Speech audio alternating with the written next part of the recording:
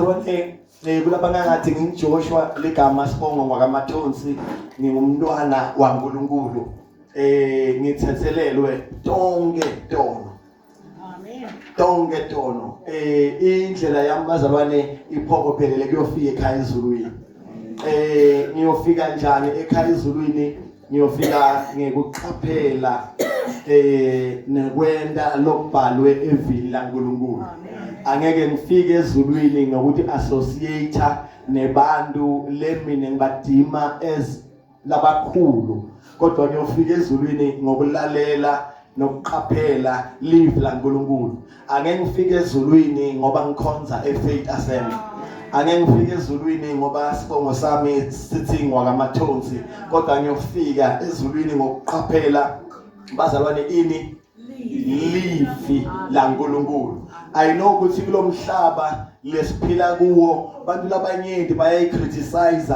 inzaba yelizulu bathi akuna lizulu akuna sihoko mara the very same people labathi akuna lizulu akuna sihoko baphinde futhi ba acknowledge ukuthi uNkulunkulu ukhona uNkulunkulu bathi ukhona mara lizulu nesihoko asikho and uma uthi uNkulunkulu ukhona the very same verse the very first verse eBhayibhelini in the beginning God created heavens and earth then if uthi uNkulunkulu ukhona hence you are saying there is no heaven then right there so fail dismal unless uthi wena uNkulunkulu akekho then uma uNkulunkulu angekho therefore singasho ukuthi naleli verse la Genesis 1 verse 1 in the beginning God kuwe akekho siyavakala then therefore nalo created heavens and earth kuwe kungavakala ngoba uthi akekho but for someone nothi uNkulunkulu ukhona for them again to say there is no heaven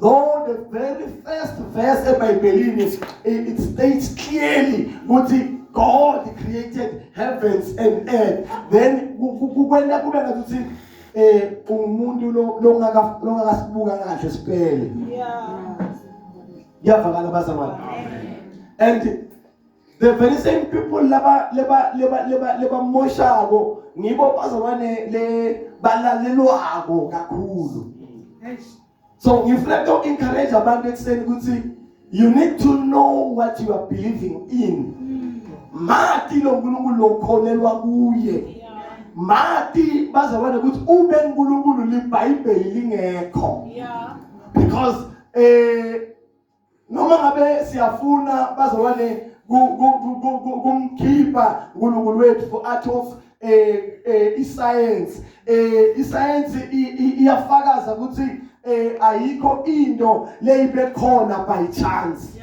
yonke into iba khona ngoba idalwe kulokuthide so uma sithi uNkulunkulu akekho then we need to come to a conclusion ukuthi who created this earth laba ifundzile physics laba bato understand nasithi ayikho into ledalekako kungana source yayo uma sithi uNkulunkulu akekho who created lo mhlaba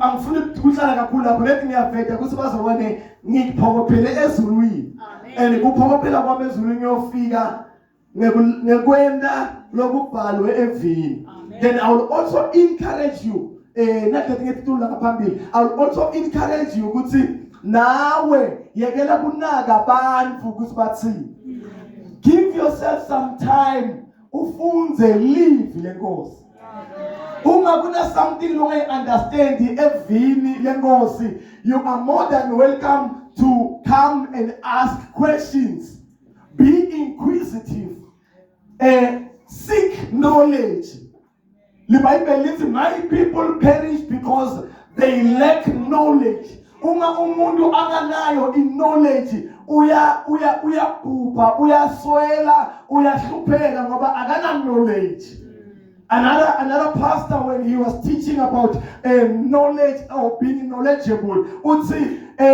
kube nalomfana lo uke wawina a trip to Italy nakawina a trip to Italy le trip bazalwane ya accommodator accommodation lakayolala khona ya accommodator kudla lakayolala khona ya accommodator transport la leyomthatha ekhaya iyombeka lakaya khona so everything yakhe it was paid for. But because this boy was lacking knowledge, uma agibelile lapha kule transport lemisa eItaly, bantu ngoba they understand ukuthi le trip le everything is for free because kubhadalwe konke baya order imenu babanika ba order konke labafuna uku-order nabafika kumfana bamnika imenu umfana uzayi suits kanti akaka suits nethi ulekha knowledge ukuthi le trip kubhadalwe everything. It's on their way back from Italy. Then bayambuza, why ungadli la indleleni? Impendulo yakhe according to the one who was narrating the story. Impendulo yakhe uthi angidli ngoba anginamali yokubhadala. Then right there you can pick a sense of a lack of knowledge because lo muntu lo akana knowledge ukuthi yes le trip yona ikhona but you don't have to pay anything. On their way back, same kinds of the ticket yours is just to enjoy. Amen. Nasebabuya senkanseka enjoy seka order ngoba bekangathi ukuthi yonkinto yakhe ibhadaliwe so umzalwane lo lekha knowledge ustrugglisha ahlupheke ngento lebekumele angahlupheki ngayo ngoba knowledge is so powerful in such a way ukuthi umuntu angema phambi kwakho for less than a minute akhulume uma unknowledgeable you can sense because this person une knowledge and you'll challenge such a person because we are the rate le knowledge lanayo nami sikuphi ngokukhuluma nje umuntu uyabhaka usine knowledge kumbakanani likholwa akumelanga likholwa nabalivusela kunjani mzalwane akumelanga likholwa lithi siyabapheleketela then right there you can tell ukuthi umuntu akana knowledge likholwa alisho ukuthi siyabapheleketela esitawuthini umzala sibapheketelile emhlabeni likholwa alibapheketeli angaphume emkhombeni asiyeni encwadzini ya Genesis siyofunza ku chapter 1 verse 1 2 and 3 Genesis chapter 1 siyofunza verse 1 2 and 3 ngiyacela ukuthi before ngikufundisa funza ngiyacela ukuthi bazalwane si understand ukuthi uma kuthiwa Genesis kuchazwa kuqala kwato tonke tinto yonke into la bazalwane lesingiyo simakholwa uma ingekho ku Genesis ayisiyo yethu if asimtholi uNkulunkulu ku Genesis we don't have God at all uma asimtholi moya ngcwele ku Genesis we don't have Holy Spirit at all if asitholi kukhanya ku Genesis we don't have light at all if asitholi kufa ku Genesis we are not going to die uma asitholi umshado ku Genesis then we won't get married uma asitholi inzondo ku Genesis then angeke sizondwe umuntu everything lesingiyo nalesinayo kudalo komuntu kufa kwemuntu moyo ongcwele kukhuluma ngetilimo yonke lento ipackage yaba ku Genesis angeke bazalwane kube khona anything lenyuwane leto qhamuka ibe yethu mara ingekho ku Genesis amen never amen kubhubhiswa kwebantu nabonile nokuqolelwa kwabo ku Genesis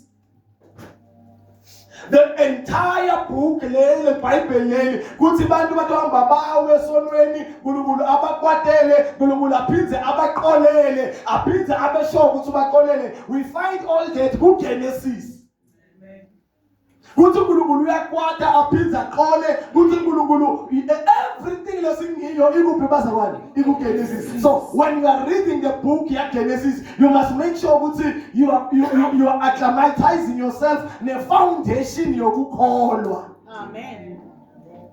Okay, sesingasafunda ke. Ekuqaleni uNkulunkulu wadala izulu nomhlaba. Ekuqaleni uNkulunkulu wadala izulu nomhlaba.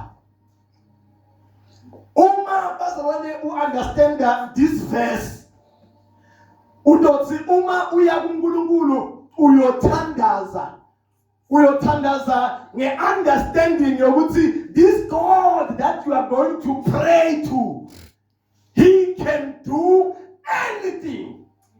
Because he is the one who created Lizulu, he is the one who created Umhlaba. So when you are praying unto such a God, uthandaza unesibindi awumgabati awusho ukuthi babe na ungabe ufuna uthandaza unesibindi ngoba uyamathi ukuthi he can do anything, he can do everything, he can do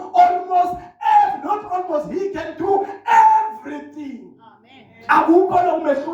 So Genesis chapter 1 verse 1 ufundisa amakholwa to have sibinzi uma bayothandaza uNkulunkulu ungathandaza ungabada into lena amakholwa akholwe marahlupheke ngoba they don't understand Genesis 1 verse 1 ukuthi there is no one else lo wadala into lebetingekho dabakhona. So noma ngabe yini empilweni yakho lengekho uma ufuna ukuthi ibe khona, you don't call unto any other God, you call uNkulunkulu lo wadala izulu nomhlaba ngoba nakadala izulu nomhlaba izulu belingekho wenda indolo bengekho ukuthi ayibe khona. Uma dala umhlaba bongekho wenda indolo bengekho ukuthi ayibe khona. Yile ingekho empilweni yakho lofuna ibe khona. And according to this verse ngubani ongayenza ibe khona? nguNkulunkulu lo wadala izulu nomhlaba. He is the one. Amen. Right there uyakhona ukuthi weya nawe nanguthi usathembele kuletinye izinto. Ngoba akukho lomunye lokwadala izulu nomhlaba ngaphandle kwathi God. So simele ukuthi siyabuye ngesibindi ngoba siyamathi udala lokungekho kube khona. Ingakho wasikafika kuSara afika kuAbraham abaneSara athi cishe ngalomnyaka lo kumbe ngalesikhathi lesomnyaka lo tabo nidoba nendothana. Sara nakahleka wabuda wathi kukhona yini lokumehlulako? Akahlula ngilutho. Asiyeke le yokuthandaza sikhabani. Inkinga yethu sithandaza thina sesine solution.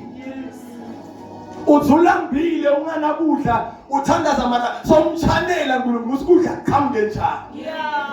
Uvale emehlo baba nginakudla mara deep down uyafisa ukuthi ngathi angathi nza lo mzala loya lo mbona ngathi unemali ngathi kudla ngakhamba kulo mzala lo mbona lo mzala loya lo mzala wakho loya kudla ngathi ngaqhamuka kuye. Then mara you are praying mara mbendulo sothi nikile wena, then that is not praying. Amen. When you pray uthandaza unikele kuye konke ungathi ukuthi impendulo iyovela kuphi. Simbona na Abraham athatha umntwana wakhe aya naye entsabeni ayonikela ngaye. He was not sure ukuthi umntwana wakhe nakayombulala kutoba khona umnikelo otovela. He was not aware ukuthi uNkulunkulu towendani bekangakase abone uNkulunkulu aveta inyamatane esihlahleni kodwa uNkulunkulu bekathe thatha indvodzana yakho wende njani uyomnikelela ngayo. Waya angana idea. When you pray without any ideas. Ungamnikeli ma-ideas kuthi kulo mshado kuze kulunge yehlisa inhliziyo yalomfati ngoba lo mfati ukhuluma kakhulu uthola uzomfata kakhulu inkinga nguwa ulaleli. So when you pray unema-ideas utofeyila lo mshado uthandaza ngoba you are praying with ideas in your mind. Mama ungathi babe fix my marriage. Yena he knows everything. He's all knowing. knowing God, he will fix because he knows what he is wrong. Amen. Amen. Don't pray with ideas. Ngokuthi awulahleki. Yeah. Uke wabona ukuthi liphutha ulibone kulelo myakazi likuwe. Yeah. Yabona abantwana bangilaleli. Abantwana bangifa. Kazi labantwana bayakuva. Nethi liphutha likuwe awukhoni kuba outlineela ukuthi uthandzani awuthandzini. Kahle kahle uma bongahlala phansi ubabude abantwana bami niyamathi baba niyamathi mama usuthandzani batokujos asathi ngoba bongakase ubatshele. Hlala phansi ubatshele. Uma sekunenkinga yusho ukuthi ubatshelile uswena uthandzani. Uma sekunenkinga ubambekisa kumnikati uphumile.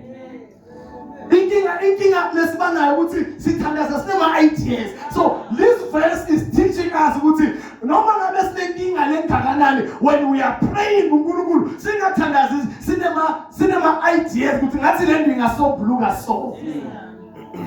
Asiqhubeke. Verse 2. Umhlaba wawulihlanele lingenalutho. Bomnyama babumbonye emandi nekujula kwawo. Moya waNkulunkulu abehla enyuka ahamba etukwemandi. Bamba ekuqaleni lo verse 1 uzivekela right there uzivekela uNkulunkulu lo ngibabe. Incwadi yabaseThesalonika ithi umtimba wethu uhlukaniseke kathathu. Yeah. We've got the body, soul and spirit. Uhlukaniseke kathathu.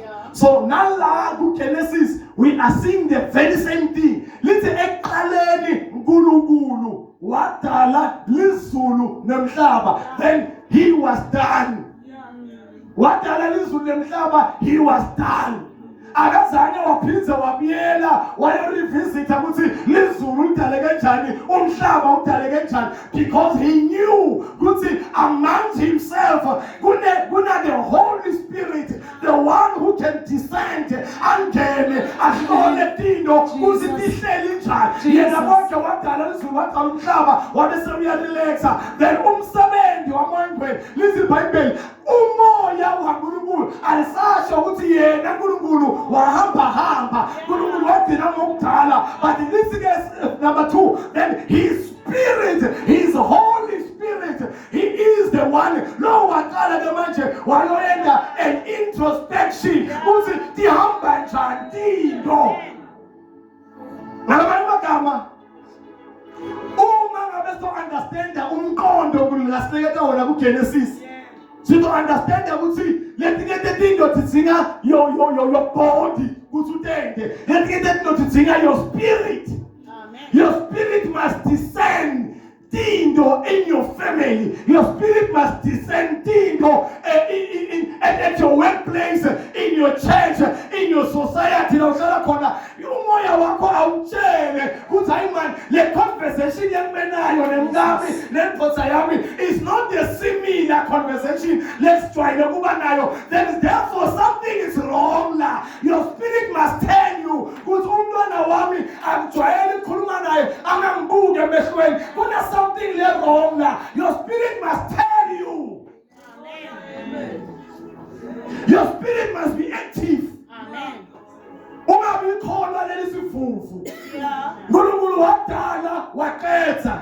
Umsebenzi wakhe bewudala aqethe. But umsebenzi wa Holy Spirit kungenelela. The Holy Spirit went lapha emhlabeni wafika Holy Spirit number 1 what discover ukuthi yes uNkulunkulu babe udalile umhlaba but this earth is dark. Amen. This earth has no form. Yeah. This earth is formless. Amen. Who discover by the Holy Spirit. Yeah. Ungathi wena ngoba umtele mntwana wakho uhlala nawe ngoba umlobolile umfati wakho ngoba ukulobolile imfotho yakho bese sibonke ku right. Let your spirit descend things. Awungene uhlole. Labanye benu mishado yonakala 2026 kanti ngabe lento wayibona 2020.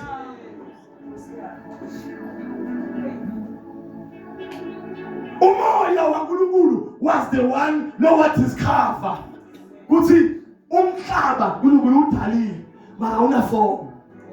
What is cover ukuthi umhlaba uNkulunkulu udalile mara umnyama. Kuyavakala bazalwane. Amen. Asiqhubeke. Verse 3. uNkulunkulu wathi akube khona khanya. Kwaba khona khanya. Then bazalwane uma uyinaka asi-active uyabomnake ukuthi babe sithole nawo futhi kucela nisonzeleni. Umunye emela.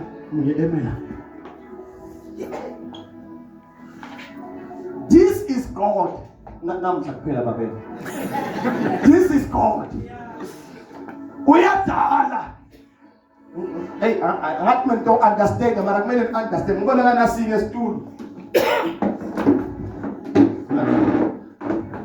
Ngibona kana singe sokuthini.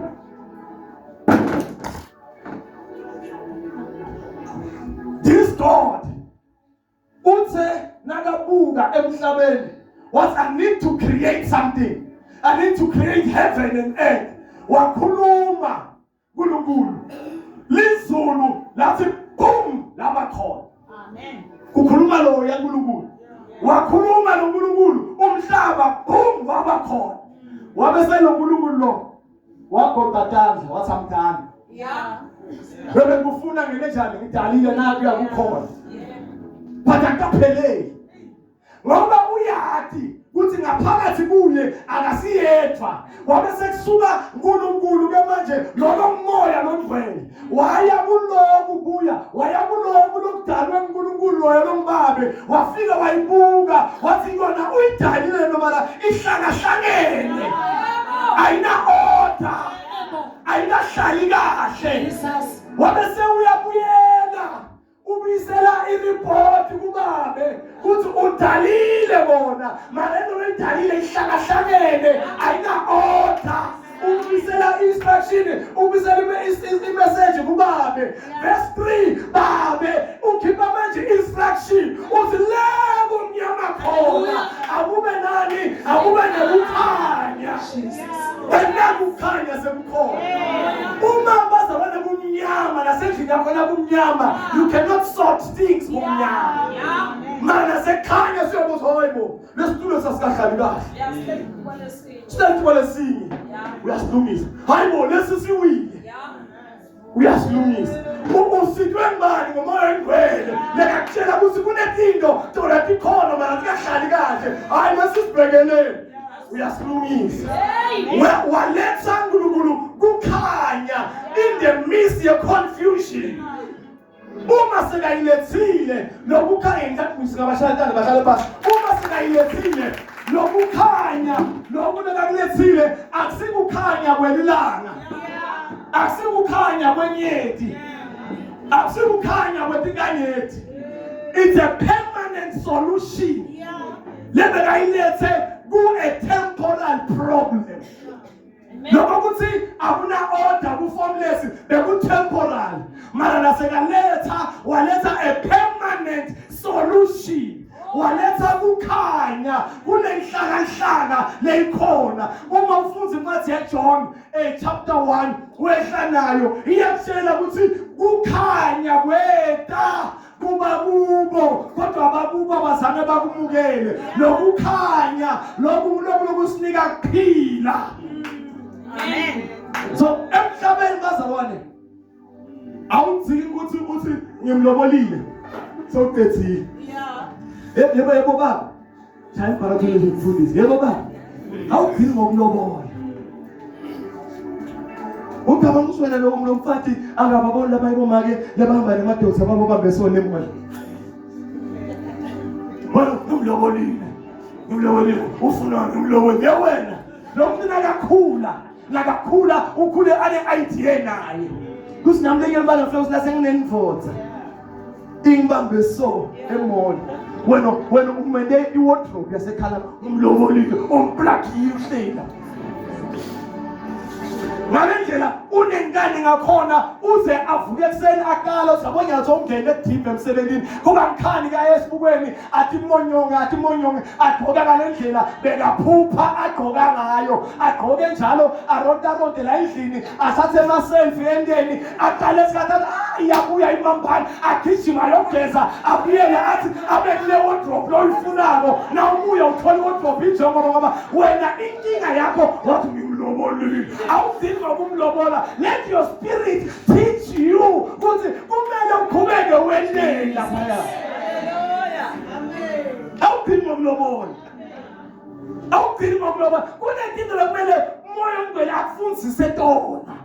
Engangeke into leyo ngabe sinda ikhona kwento ngabe masiko ngoba umoya ongcwele ngeke asifundise into yinye so.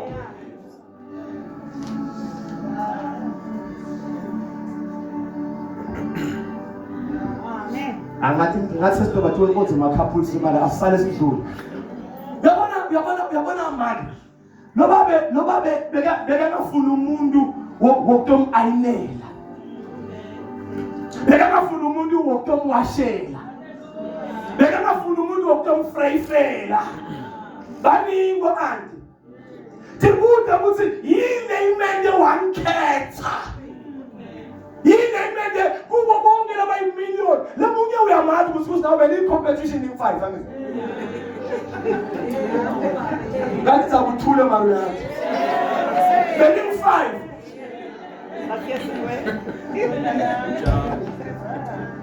Uyazi usibeni 5. Ucabanga ukuthi yini imende washiya le 4 wathatha wena. Nase ufikile wena so by handbrake yale family akusendeki lutho yonke imile nse ungenile makoti lotsholiwe emakoti moya ongcwele awukufundzise akusina ilamlelo moya ongcwele akakufundzise udeleni aphela besibaba bentozi yemini moya ongcwele akakufundzise ukuthi udeleni letinye tinotimoshelwa ngoba moya wethu awukhoni kuhlola tifo. Yema single parents engigcina sengibuyele evesini lapho. Yema single parent angeke sikhone ukuthi every year siyathandaza babenkosi baside mara uhlata udriver uhlata usemsebenzini uhlata usemoli ukama usipotha uyothola ku ukama usiphathi uyothola ku ngoba the way ungakhona awubikeleleki uhlala usawo uhlala umuntu awukhulumiseki awukuteli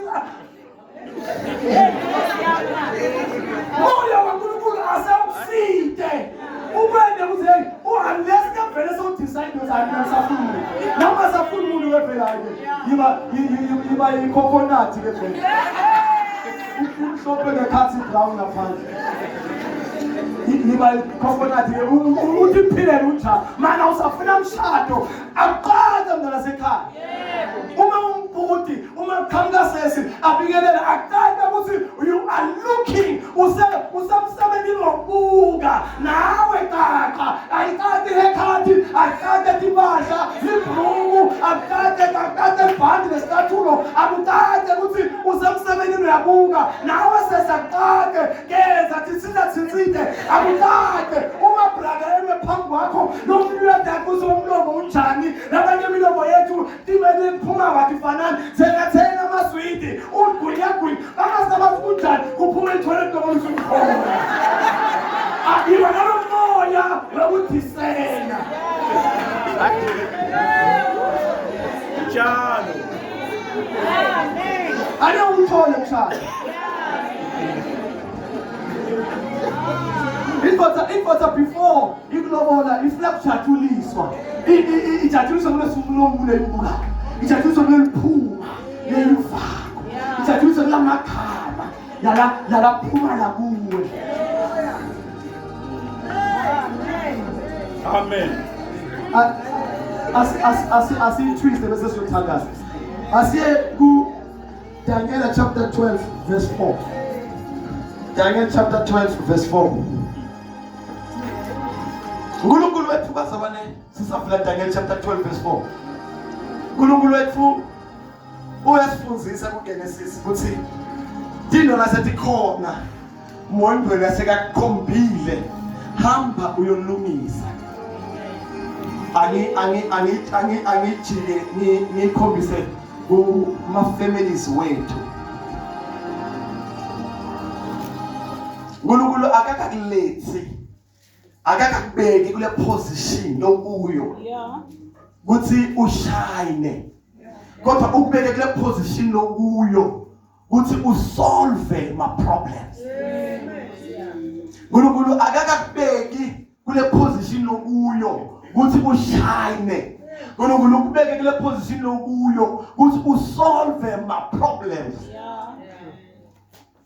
uNkulunkulu babe udalile but his Holy Spirit wakutshela ukuthi akuna order akazange wathi ngidalile ku right wabiyela wayofixa imess lebeyikhona nakithi bazalwane emindenini yethu uNkulunkulu ukubeke ku position ukuthi akungabi nemanisi nemanephews nemacousins wethu leka strugglishako astrugglisha even nokuthola isicathulo yethu wena imali cash flow yakho unga afford ukumthengela isicathulo you will be failing as umzalwane uma umoya wengcwele akukhomba iproblem ufaile kuyisolve amen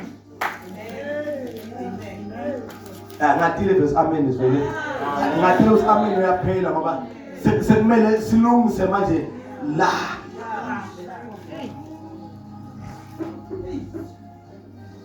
kukholwa akusingile abona nje abantu abasibhelela akagcwala makholwa la kugcwele bantu lebatofunza ukuthi kukholwa yini mara kukholwa sikubona ngani ngemsebenzi kukholwa lokunganamsebenzi kufile ingakho last week moyingwele ulethe kimi that idea yokuthi asingabhizi sisebandleni lethani imali yes lisho njalo living wathi ya Genesis Exodus 25 lithi tshela ama-Israyeli ukuthi alethe mara lama-Israyeli labekaletha osindokutshela uma baphuma eGibhithe yabona ulifunze iBhayibheli ungayifunze loShumayela sethi uyifunze ukuthi ufuna kuyathi uma aphuma eGibhithe uNkulunkulu wathi kuma-Israyeli ngenani kubo makhelwane benu nolona lo akangene kumakhelwane and uNkulunkulu lithi kubo batshela ukuthi abayoqela limase lithi uNkulunkulu wenda emaGibhithe alutheka yabona ukuthi batitapele ema-Israyeli angena kumaGibhithe atitapele igolide atitapela isiliva aphuma eGibhithe alabo labafana ngegolide athwele so bani kubani uNkulunkulu ingabo ke waba nesibinzi uNkulunkulu so ukuthi athi kuMose tshela laba ukuthi abeletha abalethe ngoba banikwe kubani uye amen therefore uNkulunkulu wakunikeza le idea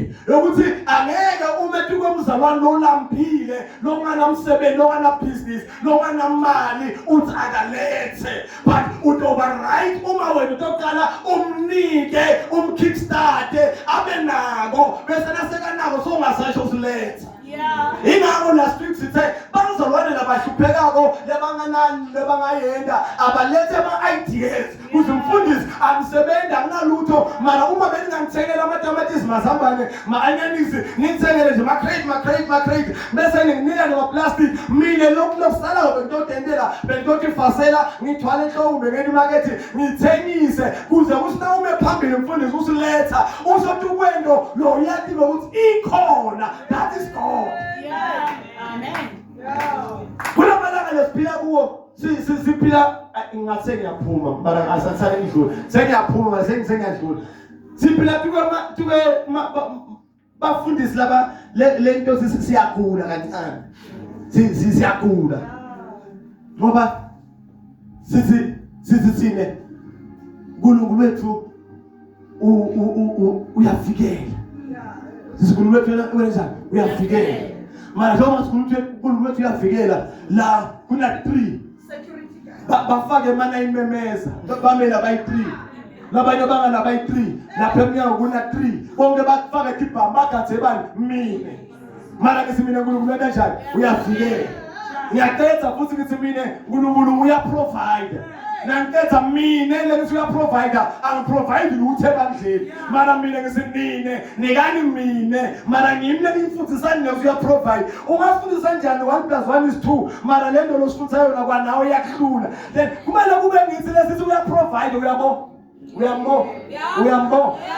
kuqale bangithine bese ke nani ke sengithi hayi nangivele siyabona uyaprovide senani ke ngiyakhona maye bafundisa abaningi bayasakha kulabazana bafuna abazalwane balethe bese bona they are not plowing back in the church. Amen.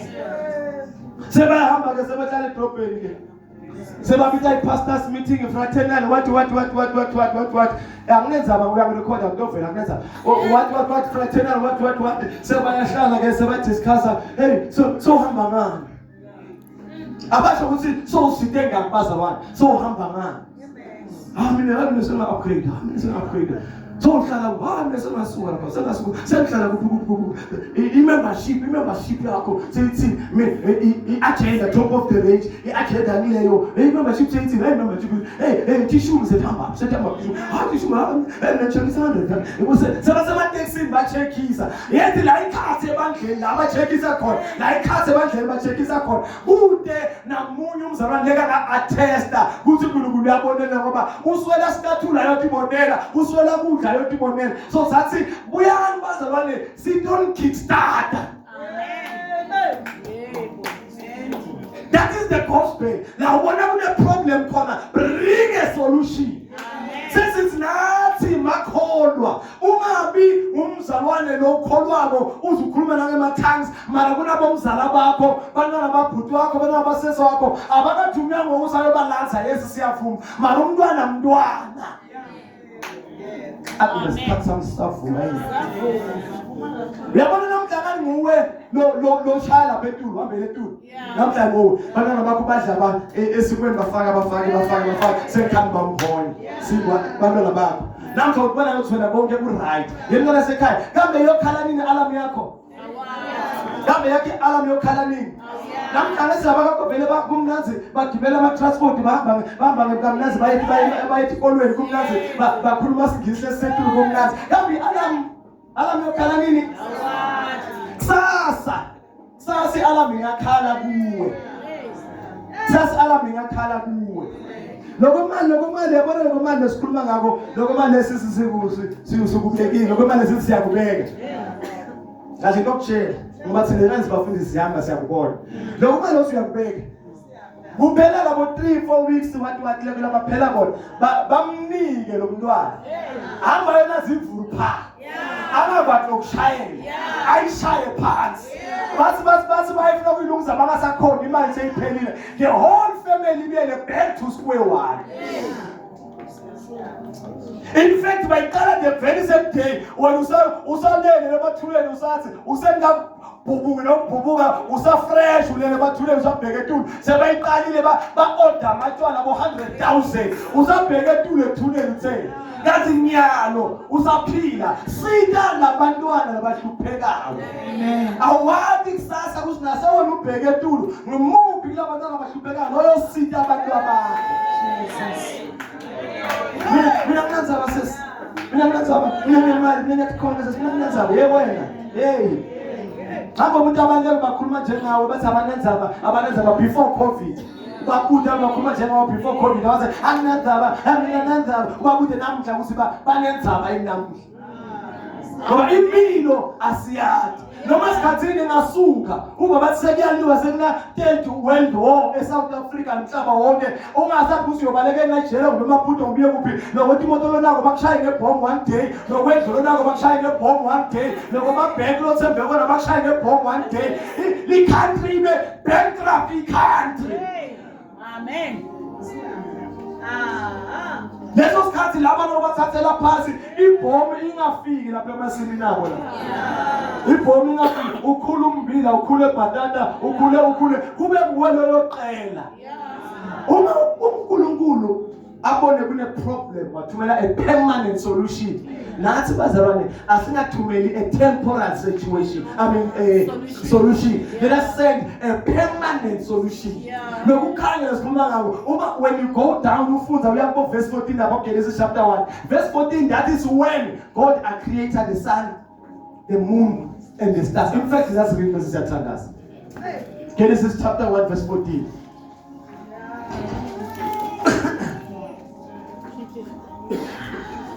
Verse 14. Yeah.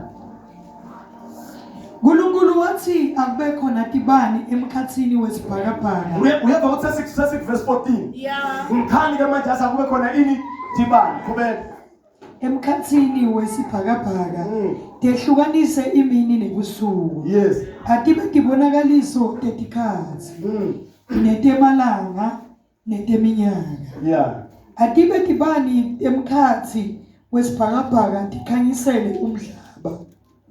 Kwase kuba njalo. Nkulunkulu wenta tibani letikhulu tabadibili. Lesikhulu kuthi sibuse emini. Yile buse emini. Lila. So you see ukuthi bengasilanga lila khanyisa verse 3. Yeah. Kubeka. Lesincane kuthi sibuse busuku. Yile buse ebusuku la khanyisa ngebusuku inganyithi. Uyabona ukuthi bengasinganyithi la khanyisa verse 3. Kubeka. Wenta atinganyeti futhi. Wenda letinganye uyabona ukuthi langa nenyanga letinganye bekungeka. Waletha a permanent light.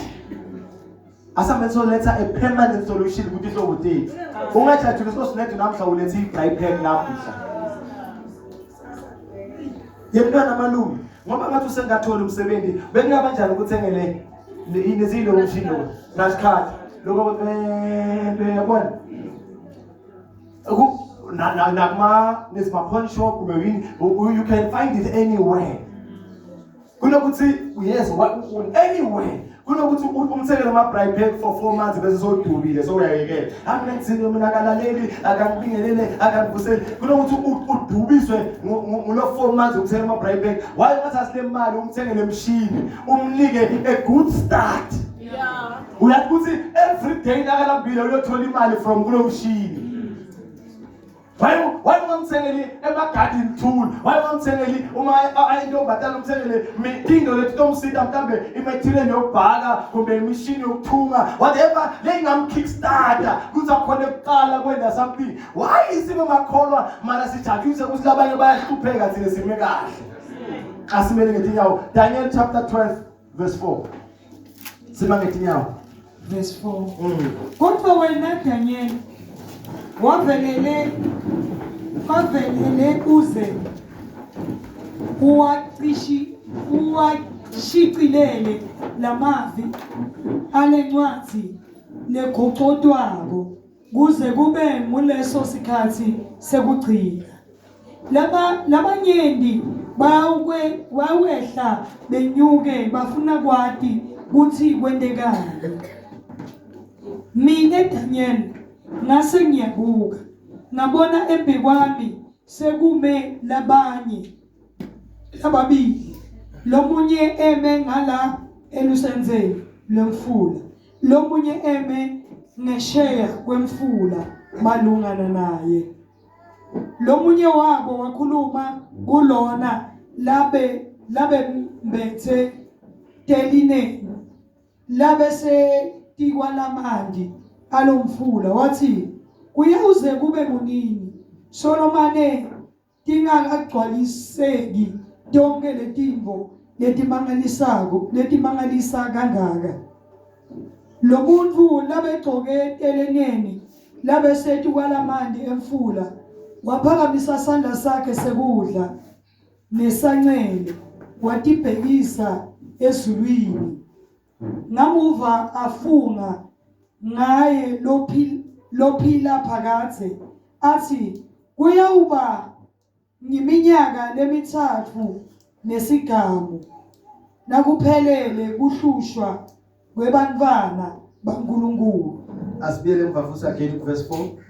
Verse 4. Kodwa wena Daniel wavelele uze uyachicilele uwashicilele lamavi alencwadzi legoqotwako kuze kube kuleso sikhathi sekugcina. Labanyenti bayawukwehla benyuka bafuna kwati ukuthi kwentekani. Labanyenti bayakwehla benyuka bafuna kwati ukuthi kwentekani. Laba bazalwane wathathe akuside naso uphelelwa amandla ekusiteni abantu. Ngoba uma sowuhlulekile kusita abantu ndala sekhaya utowehla wenyuka ufuna kwati ukuthi kwentekani. And abantu abafuna kwati ukuthi kwentekani abavame ukufuna kwati kuNkulunkulu. Bavama kufuna kwati edinyangeni. Utosuka ebeni likholwa uhambe uyongena uphuma etindumbeni ufuna kwati ukuthi kwentekani. And the only thing lekumele ngabe uyendile ngile ukuthi sita bantu leyo babona kule moya longcwele angicizelele leyo le moya longcwele atokukhomba ukuthi bane problem, bring a permanent solution, otherwise utowehla wenyuka. Amen. Angiphize ngokugcina bese uthandaza. Uma ungafuni kulalela usite bantu utowehla wenyuka. Ufune kwati kuthi kwentekani. Banyenti bantu lebafuna kwati ukuthi kwentekani abakufuni kubafundisi. Bakufuna etinyangeni. Sesiloya bathu ishanga esikholo. Le bathu ishanga esikholo usufika nje ungena kutshele ukuthi inkinga yakho yini. Noma ishanga esikholwa noma ishayanga ngani into leyo sita wena ungayi lapha ishanga esikhona abayishangani sita nje bani. Amen. Ngokutshelwa ngumoya angicizelele leyo ngokutshelwa ngumoya waNkulunkulu. Amen. Sivala amehlo. Babe wethu loyigcwele nasekuseni babe siyabonga. Sibonga babe kulakha libandla lakho. Lapho